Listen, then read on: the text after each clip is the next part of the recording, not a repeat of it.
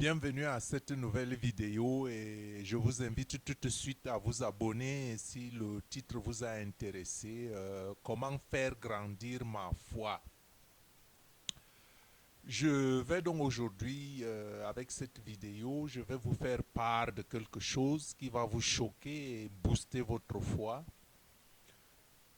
D'abord, je vais vous inviter à vous examiner et à vous réexaminer minutieusement de ce que vous voulez devenir.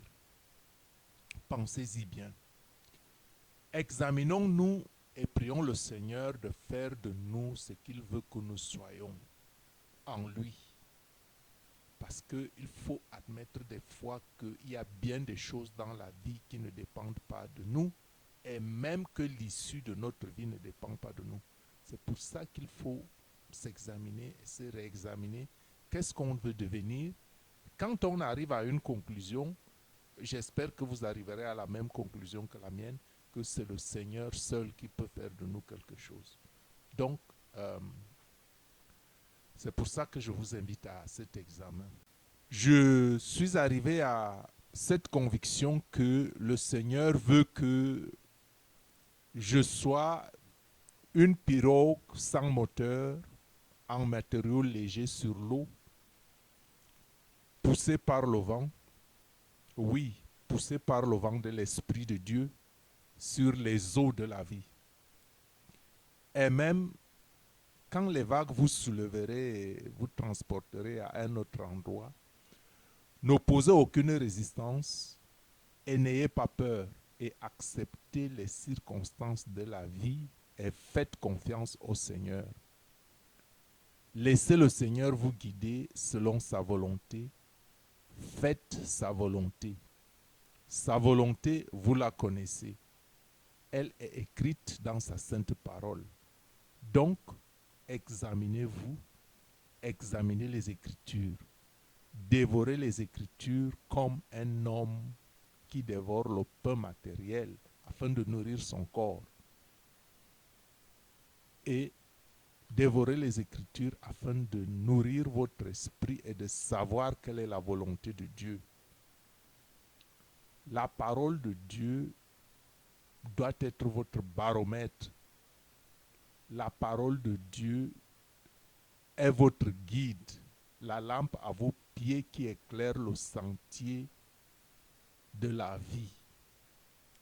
La parole de Dieu est le miroir qui vous donne l'image de qui vous êtes, de ce que vous devez être,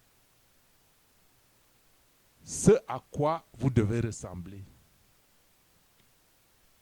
Ne vous occupez pas trop de ce que sont les autres, de ce que disent les autres de vous, et de ce que disent les autres des autres, et de ce que font les autres. Vous avez dans cette vie toutes sortes de personnes. Il y a des hommes pour qui il ne faut même pas se faire du souci. Je le dis, il y a des hommes pour qui il ne faut même pas se faire du souci. Et ça, je vais vous dire une vérité que très peu connaissent. Je puis vous affirmer que ce que nous vivons aujourd'hui est ce que Dieu a prédit de toute éternité. Puisque Dieu le Créateur est omniscient et omnipotent, c'est-à-dire que Dieu sait tout et Dieu peut tout. Dieu connaît la pensée de ton cœur avant que tu la formules et même avant qu'elle prenne naissance dans ton cœur. Dieu sait déjà. Dieu savait déjà ce qui se passerait aujourd'hui. Et c'est pourquoi, toi qui écoutes ce message, tu es son élu. Et n'est-il pas écrit de rejeter toute malice et toute ruse, la dissimulation, l'envie et toute médisance, désirez comme des enfants nouveau-nés le lait spirituel et pur, afin que par lui vous croissiez pour le salut. C'est le lait spirituel pur qui va vous faire croître pour le salut. Si vous savez et si vous êtes convaincu que le Seigneur est bon, acceptez sa direction. Contrairement aux hommes qui rejettent la pierre vivante qui a été choisie par Dieu, est précieuse devant Dieu, une pierre angulaire, choisie, précieuse, afin que celui qui croit en elle ne soit point confondu. Si vous ne voulez pas être confondu, croyez en la pierre vivante, en la personne de Jésus-Christ. Parce que vous êtes une race élue. Ce n'est pas un hasard que vous croyez en lui. Vous êtes une race élue, un sacerdoce royal, une nation sainte, un peuple acquis, afin que vous annonciez les vertus de celui qui vous a appelé des ténèbres à son admirable lumière. Vous êtes élus parce que vous avez été appelés des ténèbres à l'admirable lumière.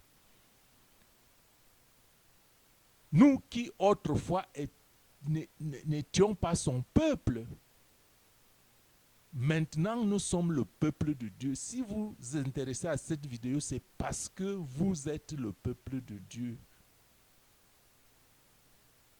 Parce que nous sommes la descendance d'Adam et Ève. Et à travers un seul homme, nous sommes entrés tous dans le péché. Et nous n'étions pas dans la miséricorde de Dieu. Et maintenant que vous lisez ce message, vous êtes maintenant dans la miséricorde de Dieu. Vous obtenez sa miséricorde. Donc, je vous exhorte, comme étrangers et voyageurs sur cette terre, de vous abstenir des convoitises charnelles qui font la guerre à l'âme, si vous voulez croître spirituellement.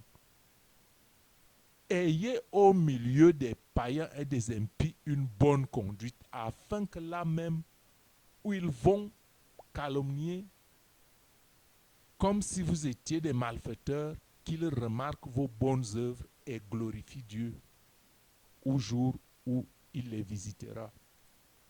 Soyez soumis à cause du Seigneur à toute autorité établie parmi les hommes, soit au roi comme souverain, soit au gouverneur comme envoyé par lui pour punir les malfaiteurs et pour approuver les gens de bien, car c'est la volonté de Dieu qu'en pratiquant le bien, vous réduisez au silence les hommes ignorants et insensés. Tant libre que vous êtes, sans faire de ta liberté un voile qui couvre la méchanceté, mais agissant comme des serviteurs de Dieu. Honorez tout le monde, aimez les frères, craignez Dieu, honorez le roi et tous. Élus de Dieu, serviteurs de Dieu, sois soumis en toute crainte à tes maîtres, non seulement à ceux qui sont bons et doux, mais aussi à ceux qui sont d'un caractère difficile. Car c'est une grâce que de supporter les afflictions par motif de conscience envers Dieu quand on souffre injustement. Quelle gloire y a-t-il à supporter de mauvais traitements pour avoir commis des fautes? Mais si vous supportez la souffrance lorsque vous faites ce qui est bien, c'est une grâce devant Dieu. Et c'est cela, c'est à cela que vous avez été appelés. Parce que Christ aussi a souffert pour nous, nous laissant un exemple, afin que nous suivions ses traces. Lui qui n'a point commis de péché, et dans la bouche duquel il ne s'est point trouvé de fraude. Lui qui, injurié, ne rendait point injure par injure. Maltraité, ne faisait point de menace, mais s'en remettait à celui qui juge justement. Lui qui a porté lui-même nos péchés en son corps sur le bois, sur la croix, afin que, morts au péché, nous vivions pour la justice. Lui par les maîtressures duquel nous avons été guéris. Car nous étions comme des brebis errantes. Et maintenant, nous sommes retournés vers le pasteur et le gardien de nos âmes. Donc, chers amis de la parole de Dieu, chers frères, chères sœurs, si je dis que tu es élu, que Dieu t'a choisi, en lisant un peu ce passage de l'apôtre Pierre, que vous avez certainement reconnu, si je dis que Dieu t'a choisi comme élu, ce n'est pas parce que lui, Dieu, serait injuste, mais c'est parce qu'il sait tout d'avance. Dieu sait tout d'avance, et comme pour dire que ce qui se passe aujourd'hui l'a déjà été pour Dieu, parce qu'il le sait d'avance. Je dis et je répète que ce qui est aujourd'hui, ou qui vient même demain, a déjà été aux yeux de Dieu, parce qu'il sait tout en avance. Un mystère, n'est-ce pas? Sais-tu que la notion de temps même n'est que terrestre? La notion de temps est terrestre. Et que tu es appelé à quelque chose de plus grand que ton imagination ne peut même pas se représenter. À quelque chose d'inimaginable pour ton rêve le plus fou. En ceci que tu es comme une des pierres vivantes. Édifie-toi pour former une maison spirituelle, un saint sacerdoce, afin d'offrir des victimes spirituelles agréables à Dieu par Jésus-Christ. Donc, je disais que il y a des choses pour qui, ou il y a des hommes pour qui il ne faut pas se soucier, parce qu'ils ont déjà fait leur choix. Beaucoup ont déjà dit non à l'invitation du Seigneur et ils sont convaincus de leur choix et ils sont même convaincus d'avoir fait le bon choix. Ils se heurtent et s'opposent, certains volontairement par incrédulité, d'autres involontairement. Ils s'opposent au choix de Dieu. Ils s'opposent à la pierre élue et choisie de Dieu. Une pierre qui est pour eux et qui restera pour eux. Une pierre d'achoppement et un rocher de scandale. Ils s'y heurtent pour n'avoir pas cru à la parole. Et c'est à cela qu'ils sont destinés.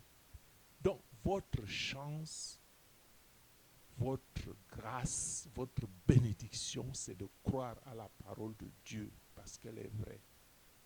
Et c'est cette parole qui vous modèle, qui modifie votre esprit, qui vous transforme au contact de la parole de Dieu. Vous vous transformez au contact de la parole. Mais, frères et sœurs, quant au sujet de ceux pour qui il ne faut pas se faire du souci, ne me comprenez pas mal. Ne me comprenez pas mal. Je ne dis pas qu'il ne faut pas aider certaines personnes, puisque vous ne les connaissez de toute façon pas.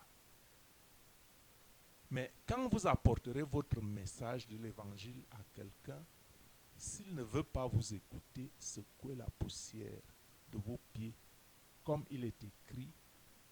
Lorsqu'on ne vous recevra pas et qu'on n'écoutera pas vos paroles, sortez de cette maison ou de cette ville et secouez la poussière de vos pieds. Frères et sœurs, chers amis de la parole, pourquoi je dis tout ceci? Vous savez, je vais prendre un exemple. Des essais pour produire une super race humaine n'ont pas commencé aujourd'hui. Et que cette super race ne doit pas être comprise comme dominant seulement dans la science-fiction, comme vous les voyez tous les jours là, à la télévision. Effectivement, des scientifiques génétiques super doués travaillent sérieusement pour créer une race humaine des super-humains. Ça, c'est un projet réel qui existe. Et l'abomination, c'est que pendant ce temps, le nombre d'avortements augmente d'année en année à l'échelon mondial, avec une volonté déterminée d'éliminer des êtres vivants que l'on appelle en vie dans des rapports sexuels voulus, mais qui ne doivent ou qui doivent se solder par des avortements systématiques pour éliminer des êtres indésirables. Je dirais même indésirés. Donc vous voyez, d'un côté, on travaille hardiment pour faire naître une race de super-humains, et d'un autre côté, quand Dieu donne de la procréation à certains individus, elle devient indésirable.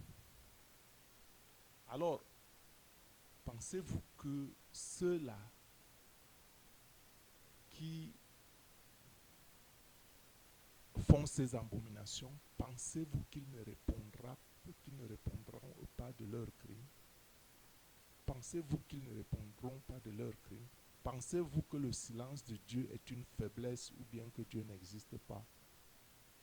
N'est-ce pas que le silence de Dieu doit vous encourager à vous réexaminer et à faire sa volonté et à marcher selon ses voies? N'est-ce pas cela? Le silence de Dieu doit vous inspirer la crainte, et que même Dieu n'est pas toujours silencieux.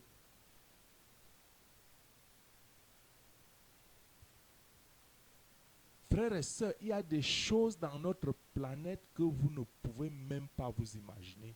Je lisais un article l'autre jour qu'il a existé et qu'il existe aux États-Unis, l'histoire de la banque de, pour ne pas utiliser un terme grossier, il existe une banque de procréation pour les prix Nobel et des bébés.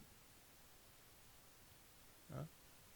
Donc, il y a près de 230 bébés, et ça peut être plus maintenant, parce qu'il y a quelque temps que j'avais lu cet article. Il y a plus de 230 bébés qui sont issus d'une banque de géniteurs.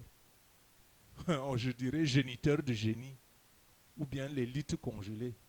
Hein, on console le sang humain pour féconder les femmes. Bon, géniteurs de génie ou les litres congelés, appelez ça comme vous voulez. Il y a donc cette réalité destinée à recevoir les gamètes de génie créés en Californie en 1982. Hein? Et ces enfants-là, ces 230, sont aujourd'hui des adolescents calculés 1982 jusqu'à aujourd'hui. Ce sont des adolescents et jeunes adultes. Bon, et qu'est-ce que vous me direz, qu'est-ce que cela a à voir avec ma croyance et ma foi, puisque le titre, le titre s'intitule Comment développer ma croyance, comment faire grandir ma croyance. Qu'est-ce que cela a à faire avec ma foi? Qu'est-ce que cela a à faire avec ma foi? Me poserez-vous la question. Eh bien, je vous dirai, savez-vous que les Saints Écrits révèlent des choses similaires? Et c'est pour cette raison que je vous disais de ne pas vous occuper de certaines personnes. Si tu veux faire grandir ta foi, arrête de considérer et de lire n'importe quoi. Lis la Bible. Si tu la lis déjà de manière littérale, mais plutôt prends-la au sérieux. Chaque mot, prends chaque mot au sérieux et en pèse son poids et applique-les tant que tu le peux sur ta vie. C'est ça, faire la volonté de Dieu. Et fais toujours de ton mieux afin de considérer avec amour toutes les situations et toutes les opportunités qui se présentent à toi. Il y a par exemple, pour revenir à mon exemple de tout à l'heure, que les Saints Écrits rapportent des faits sur les Néphilim. Je ne sais pas si vous avez entendu parler. Les Néphilim étaient des géants à l'époque de Noé, des êtres surhumains et violents, fruits de l'union fruit de l'union sexuelle entre les anges méchants déchus et des femmes ou les filles des hommes. C'est cette même race que les scientifiques surdoués aujourd'hui génétiquement veulent manipuler les cellules, manipuler les hommes, fabriquer les hommes surdoués, les hommes à l'intelligence surnaturelle, une race superhumaine. Donc, de ces unions de Néphilim, de ces anges méchants déchus avec les femmes, il y a eu une descendance humaine. Il y a eu une descendance humaine réelle qui a existé, même si cette descendance a été emportée dans le déluge. Il n'en demeure pas moins vrai que le malin demeure présent dans nos vies aujourd'hui, du moins dans la vie de ceux qui lui donnent l'occasion d'être maîtres de leur vie, par une vie de péché, par une vue d'orgueil et par une vue d'exceller, je ne sais pas moi, dans les recherches, et surtout une vie de désobéissance qui ne respecte pas la parole de Dieu et qui ne respecte pas le domaine réservé à Dieu. Le domaine de la procréation est réservé à Dieu seul. Savez-vous que si les Néphilim ont disparu, il y a quand même des phénomènes qui sont réels aujourd'hui, comme les phénomènes de la possession. Les hommes ont disparu de la surface de la terre, eux avec les Néphilim, mais les démons ont survécu, puisque les démons n'ont pas été détruits par le déluge. Donc il y a un phénomène de la possession. Le phénomène de la possession est réel. Ça veut dire que le démon qui a subsisté par-delà le déluge continue sa manipulation aujourd'hui qui influence les humains, parce que l'humanité est partie au-delà du déluge par nous était une humanité saine, mais qui est corrompue par la manipulation de ces êtres déchus, et dont la preuve aujourd'hui de tous ces essais est que, pas seulement les essais et autres avortements, est qu'il y a une certaine influence qui est revenue dans le monde après la déchéance et que j'ai mentionné plus haut. Sinon, pensez-vous que c'est Dieu qui peut agir ainsi? Non, pas du tout. Donc, sur cette terre, il y a des hommes qui ont un ADN de Satan. Vous comprenez bien, ça va peut-être vous choquer. C'est pour ça que je dirais que je vais vous dire quelque chose qui va vous choquer. Il y a sur cette terre des hommes qui ont un ADN de Satan. Et pour cela, je mets toute ma réserve que vous pourrez tout faire pour eux, sauf les amener au Christ. Et c'est pour ça que les Saints Écrits disent que Dieu vous a choisi. Dieu vous a choisi. Et dans une prochaine vidéo, j'essaierai de voir comment le malin influence les humains. Ce sera une vidéo à part. Et cela vous permettra de vous mettre à l'abri de certaines influences du monde en fixant votre regard sur Jésus dès aujourd'hui. C'est par lui que votre foi se renforce. C'est par Jésus seul que votre foi se renforce. Demandez-lui cette grâce par la prière de vous donner plus de foi. Ne lisez pas n'importe quoi, mais familiarisez-vous avec les Saints Écrits qui nous enseignent que nous sommes tous les créatures de Dieu, mais nous ne sommes pas tous ses enfants. Et maintenant, comment devient-on enfant de Dieu? Et je vais d'abord rappeler quelque chose, que nous ne sommes pas tous enfants de Dieu parce que par une seule personne, tous sont devenus pécheurs. Et maintenant, par une seule personne qui est Jésus-Christ, tout revient dans l'amour du Père. Donc, tous ceux qui reçoivent Jésus-Christ, ceux qui croient en son nom, la parole faite chair, est donné le pouvoir de devenir enfant de Dieu. Et si quelqu'un est donc en Christ, il est une nouvelle créature, les choses anciennes disparaissent et toutes choses deviennent pour lui nouvelles, pour devenir une nouvelle créature. C'est ce qui fait la force de votre foi. La force de votre foi, c'est que vous deveniez une nouvelle créature. Confesse tes péchés à Dieu et invite Jésus à entrer dans ton cœur, prendre possession de toi comme un petit bateau sans moteur poussé par le vent sur l'eau. À ce moment, l'honneur est pour toi qui crois.